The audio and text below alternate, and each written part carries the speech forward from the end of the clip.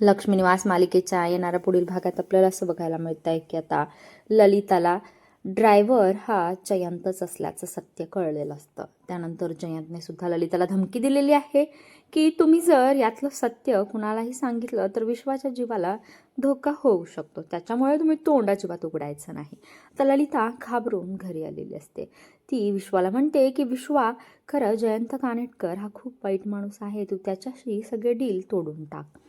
परंतु ललिता खरं कारण विश्वाला अजिबात सांगत नाही. परंतु दुसऱ्या दिवशी मात्र ती तनूला म्हणजे जान्हवीला म्हणते की अगं तनू, तो जयंत कानेटकर फार विक्षिप्त माणूस आहे. तर आपल्या घरी जो ड्रायव्हर होता तो जयंत कानेटकरच होता आणि तो त्याच्या बायकोला जान्हवीला तो शोधत आहे.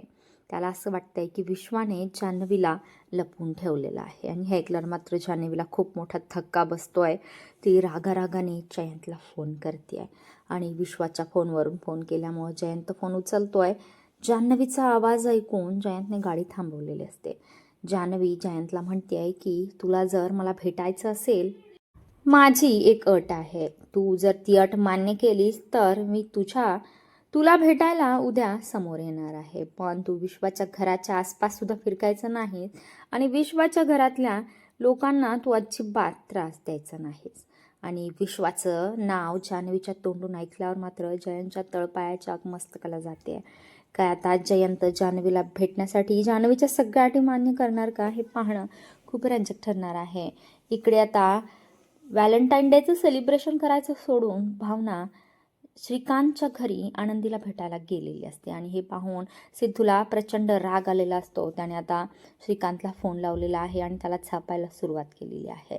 सिद्धू म्हणतो की आनंदी तुमची मुलगी आहे, मग तिला कसं सांभाळायचं हे तुम्हाला कळत नाही का? सारखं आनंदीचं कारण काढून तुम्ही भावनाला तुमच्या घरी बोलवून घेता.